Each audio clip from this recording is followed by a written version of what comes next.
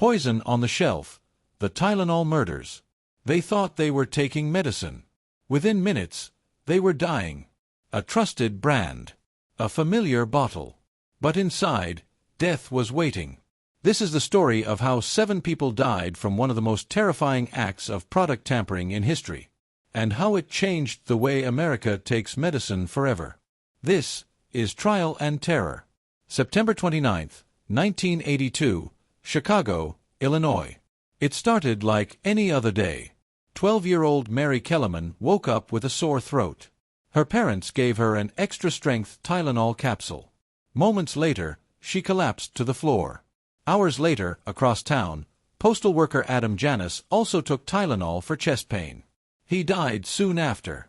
That same day, his brother Stanley and sister-in-law Teresa went to his house to grieve and took Tylenol from the same bottle. They died too. Within 24 hours, 3 members of one family were dead, and no one knew why. Soon, more deaths followed.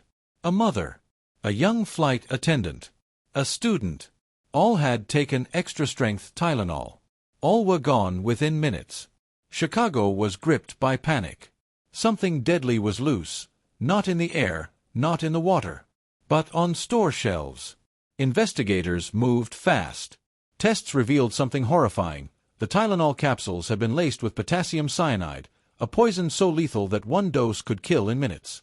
Whoever did this had replaced the real capsules with poisoned ones and returned them to stores. Anyone could be next. Police raced to pull Tylenol from every store in Chicago. Soon, the recall spread nationwide. Supermarkets turned into ghost towns. Families emptied their medicine cabinets in fear. For the first time, Americans realized the danger wasn't in the streets, it was in their homes. The FBI launched one of the largest manhunts in U.S. history. Every lead was chased, every factory inspected. The prime suspect, James William Lewis, a man who sent a letter demanding $1 million from Johnson & Johnson to stop the killings. He was arrested for extortion but denied being the poisoner. Authorities could never tie him directly to the cyanide. Other suspects emerged, but every one of them slipped through the cracks. There was no pattern, no motive, and no traceable method. The killer had vanished as silently as the poison itself. The Tylenol murders didn't just kill, they shattered public trust. For the first time, Americans realized how fragile safety could be. Johnson & Johnson faced ruin, but instead of hiding, they recalled 31 million bottles, a decision that cost over $100 million but saved the brand's reputation.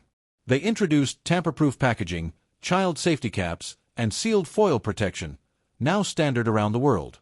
The crime also changed law enforcement forever. In 1983, Congress passed the Federal Anti-Tampering Act, making product tampering a federal offense. But despite new laws, new safety seals, and decades of investigation, no one has ever been charged with the murders. 7 innocent lives. 7 bottles of painkillers. One faceless killer who turned trust into terror. To this day, the Tylenol murders remain one of America's most chilling unsolved crimes. Proof that evil doesn't always come with a face. Sometimes, it comes in a bottle. This is Trial and Terror. Don't forget to like, share, and subscribe for more of the world's darkest crimes and coldest mysteries. Until next time, stay curious, stay cautious, and remember, justice begins with truth.